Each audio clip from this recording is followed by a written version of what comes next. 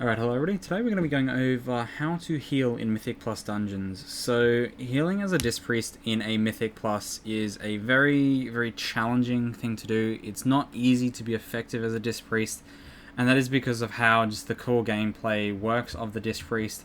And it's very different to what you are in raiding, and just the way that your healing works is kind of not very adapt to what you need to be doing in a Mythic Plus dungeon, and that is obviously spot healing and, obviously tank healing and all that. That's not something you do in a raid environment, so it does take quite a bit to, learn how to do that and learn how to do that effectively.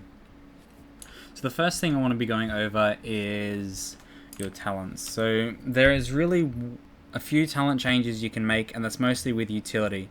In Mythic Plus dungeons, your standard setup will be as follows. So Castation, this is the only talent basically taken this tier, unless you're doing very easy content.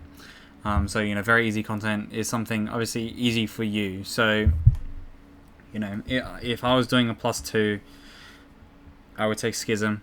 Otherwise, up from actually, I'm gonna rephrase that. So even when doing a +2, if it's easy content for you, that's probably where you can get your tank to be pulling more. And when your tank is pulling more, you don't have enough time for Schism.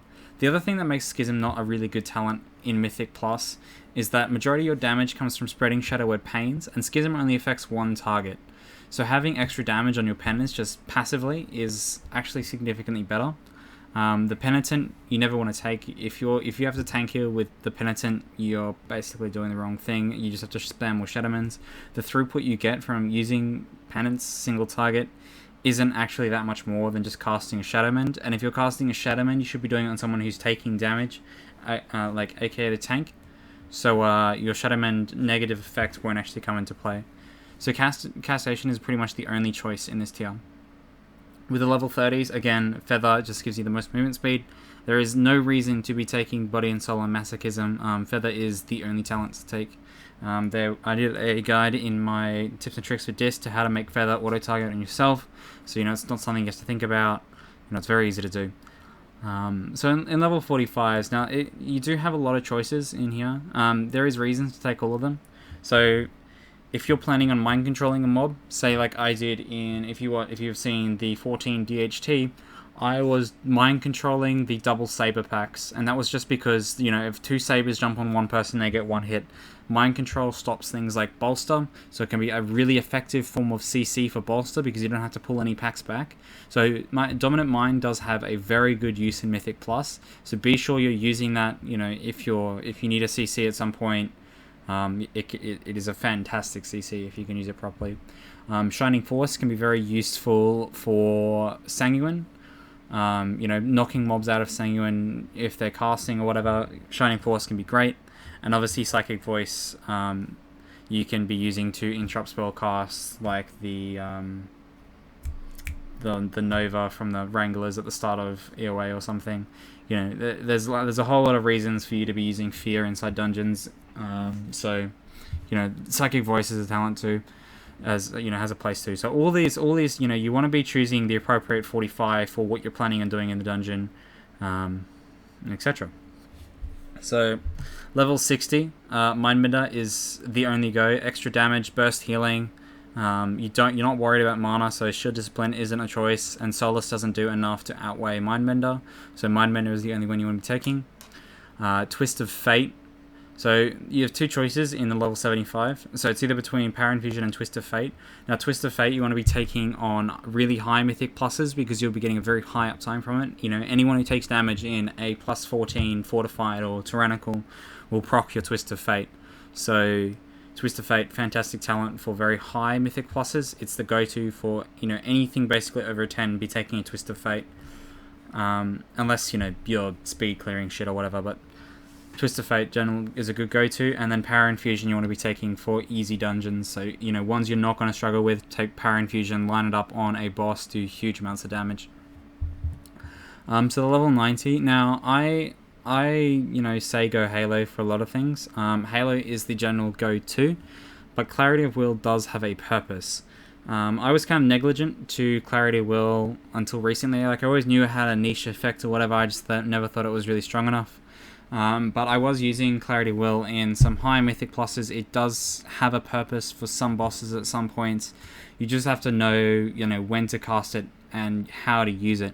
If you're using Clarity of Will as a throughput talent, if you're using Clarity of Will, just rotationally for no specific purpose, you're much better taking Halo. Halo is a huge heal, and it's a huge amount of damage. The 200k damage it does, compared to a smite, it's more than double the damage of a smite.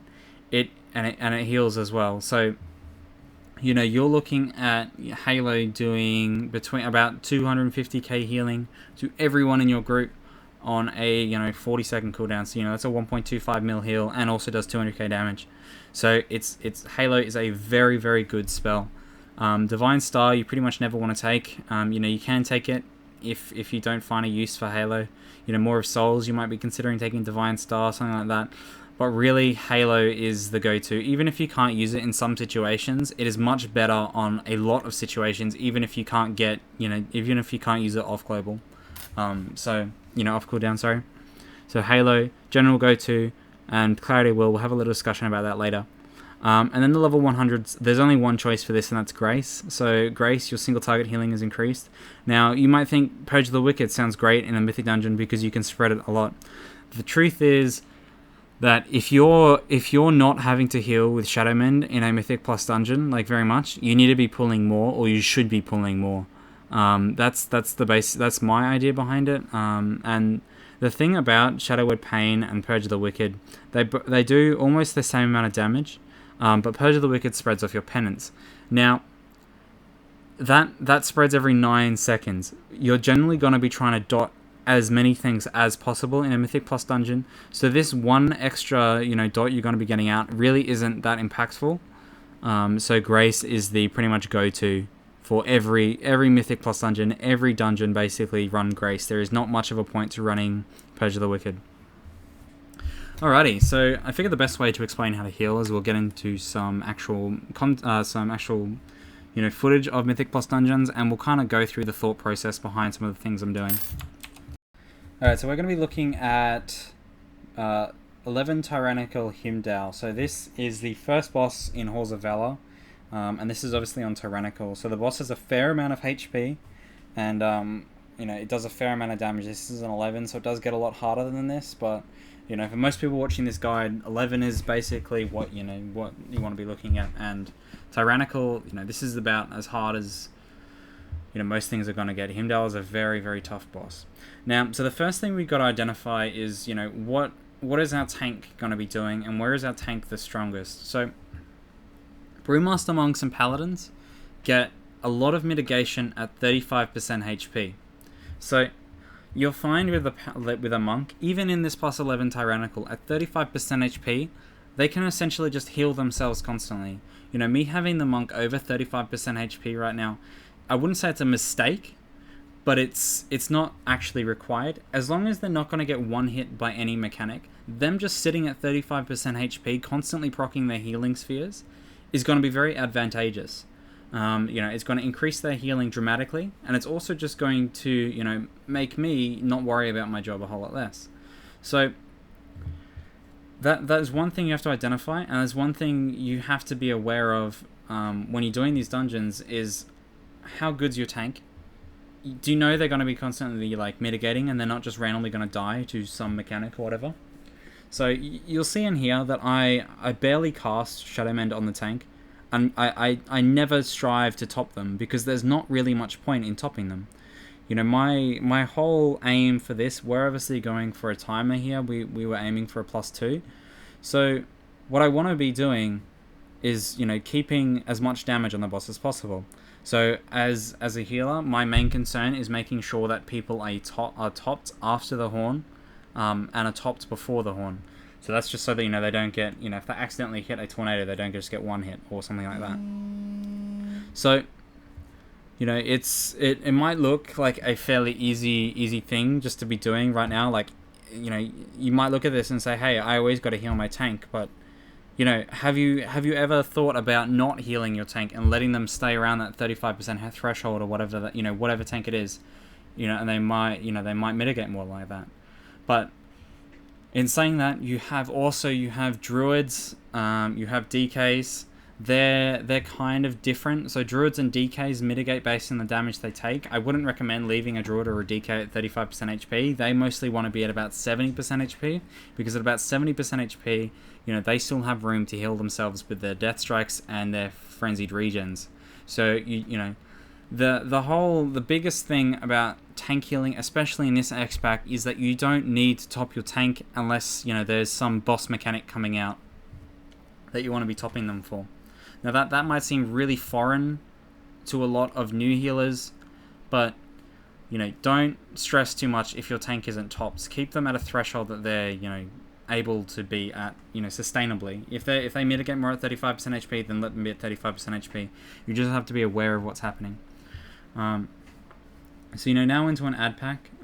What I should be doing here, rather than smiting, is really just dotting everything up. That is a mistake on my part. This is unplanned footage right now, so we're seeing exactly what I'm doing in an 11 Halls of Valor. So obviously this is not fortified or anything, so we're not really too concerned about what's happening. I should have the knockback here. I didn't talent it. I should definitely have the knockback to run people out of Sanguine, but we're just chain pulling at this point, because with our gear and our DPS, we can push through this 11 pretty quickly. So yeah, the whole thing is, I'm not stressing about topping myself up. I'm just dotting up. I'm applying atonement to myself, with whatever means. So that's something I actually will talk about, is how to apply atonements. So obviously with Grace, you get a fairly large amount of healing increase by having atonement on the target. Now, it's very good to be reapplying atonements, making sure everyone has atonements. But if you know that there's not going to be AoE damage coming up, or if there's going to be spike damage at some point, it's fine just to, let no one have atonement, and just, the Thundercallers, they might cast a Thunderbolt on someone, or whatever the hell it's called. All you got to do is Shadowmend, and then just begin your DPS. Your Shadowmend will apply the atonement, and then you can begin to heal them. So it's not... Applying atonement really isn't too much of a choice, or it is a choice, but the way you do it doesn't really matter. I mean, there's a preference, there's a priority in doing it. So you got your powered shield should be your top priority. So if powered shield's on cooldown, use your powered shield. If you're if the target's taking a lot of damage, Shadowman them, and if you're moving, plea them. So that's basically what you want to be doing. And how to apply atonement. So right there, I just got hit by every Thunderbolt, and it was just, shitty RNG that just happens. Could have reacted quicker, could have shielded myself, whatever, it happens. But yeah, so to apply atonement, just be doing it with, your 3 spells. So Powered Shield, priority number 1. Shadowmend, priority number 2. And then plea if you're moving.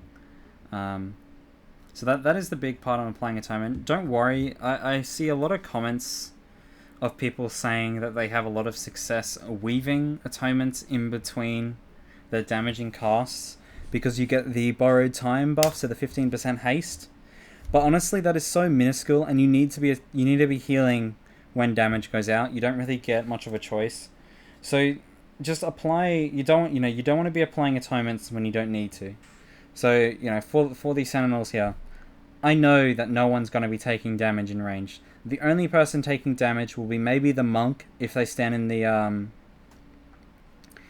the crackle on the ground, and the tank. So who should I have atonement on? The monk and the tank, and that's what you'll find I do. I don't bother about atoneming the range. There's not really much point. It's just coming down to knowing what the mobs do, learning what they do, and as with the Disc Priest being a preemptive healer, to be successful as a Disc Priest, you have to know exactly what you're doing and how to approach every pack and what every pack does. And that only comes with time and practice. So the big thing, the big advantage to bringing a Disc Priest over, say, a Resto Druid, is that, Disc Priest provides a just insane amount of damage, especially on these tyrannical bosses. If you can kill a boss, 30% quicker, well, not 30% quicker, maybe 20% quicker because you had a Disc Priest, fantastic. So that's why you bring a Disc Priest to these Mythic Pluses, just because of your damage. So make sure you're in there and you're doing as much damage as possible while not letting people die. That takes practice, and that's again just to do with the preemptive healing of disc. So I mean, apart from that, that's really it. Like, it's not too hard to heal. As a disc priest, once you get used to it, it's just you gotta be quick with your decisions, because you are always going to be 1 to 2 globals behind what other healers would be able to react to something with. So if you're not preemptive with your healing, you're not going to do as well as, say, you would as holy. But if you are preemptive with your healing, you're going to do phenomenally better than you are as you would as holy. So that's always something to think about. And don't be scared of playing it. Like, disc is very rewarding if you're doing it right. I think I might jump into some Dark Art Thicket footage now. We'll have a look at how we do that. Alright, so in this footage here, we're just going to be looking at the first pull in DHT. So, this is going to be highlighting how to use Clarity of Will, and this is how you want to be using Clarity of Will effectively. So, in this double ad pack, the 2 sabers on a plus 14 will pretty much one-hit somebody. So if they don't have a shield when that saber jumps, they're going to get one hit. So you just saw right then the hunter actually dodged that one. But I'm mind controlling the first one, so we're only facing one, and then we nuke down that one. I'm applying, power word shields to the hunter and I, and I'm also applying Clarity of Will to them both. And this just ensures that nobody's going to die during this phase. Now, you see a death there, and that's just because of skittish. But you're going to see now, like, how much of the power word shields, like, make a difference. On this plus 14, these jumps, they're doing about, 2.2 mil, I think they did. So without, if you're not geared, if you don't have a lot of gear or whatever, like, if you're not running 2.6 million HP, and that thing jumps onto you, and then gets a bleed tick on you, you're going to die. So if you don't have a shield at that point, you're pretty much, you're dead. So being preemptive with that kind of thing is very important and can help you out a lot. So that's really the only pack I wanted to show you from this boss. The other thing I wanted to show you is probably the hardest trash pull in all of the dungeons, and that's going to be the Dominators at the end of Neltharion's Left. Okay, so as everyone's probably aware, that these Dominators are pretty ridiculous at the amount of damage they do. So again, this is a 13 fortify, so this is something we did last week. So the first thing we're doing is we're making sure we have our potion up for here, and my whole plan for this one is to be healing it without cooldowns. So at this point here, we have the Demon Hunter and Monk. They both have Karma up, and I'm just spamming Shadowmen. This is really all you can be doing in this case, is just spamming Shadowmen, hope for a crit. You don't get a crit, you die. That's basically what this comes down to. You can, with the problem with these packs is that because there's 2 of them, you can't be using all your cooldowns on, one of them, and then you can't sit around for, 3 minutes until your next cooldowns come up. So our whole plan there was to have the Demon Hunter pop meta for the leech. We have our Monk popping Karma, and we also have personal cooldowns on that one. And then this next pack here will be my cooldowns. So, I'll have Barrier up, I'll have my Horn of Valor, my Trinket up, and I'll also have Mindbender again, along with a Potion. So, planning these packs is pretty much crucial to how you want to be healing. When it comes down to the crunch, if you need to be, spot healing someone before they die, Shadowman. That's all you can do, that's all you can hope for. So in this next pack, you'll see what the difference is when we actually play around with Barrier. So because Barrier increases the healing of Atonement you do, everyone's standing inside Barrier with Darkness going down, and I can just sit here spamming out Smite, and you'll see everyone be fine. We top up everybody straight away. So that's 2 different ways to do these packs, and it really just requires you to be on the ball and ready to do that. You see we have a Potion and we have Horn of Valor coming up. My Shadowmen's, a healing for, I can't read that on my screen, but yeah, I think they're like 600-700k probably, with 2 potions and Grace and everything proccing. So, that's how I dealt with a 13 Dominator pack. It's fairly clean. Obviously you have to CC the Pelters there. You're crazy if you don't do it without CCing, but that's pretty much the best you can do as disc. What would have been more ideal is maybe I use Rapture before the first one, so everyone just has a little HP buffer. But I mean, it literally, like, if you're doing a 13 at this point, and fortified, it's basically just going to come down to whether or not you crit with your Shadow Mins, whether or not you can stay alive if you just keep constantly getting targeted. So anyway, well, I hope this was informative and helped out some people in, their Mythic pluses. The big thing to take away with this is, I didn't really mention it, but your damage is what you're being brought for, so make sure you're maximizing the amount of damage you're doing. It's pretty important, you want to get to a boss and you want to be, up there in the amount of damage you're doing.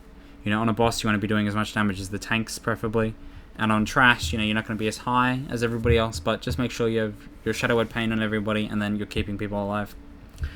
Alright, well, I hope you enjoyed and thanks for watching.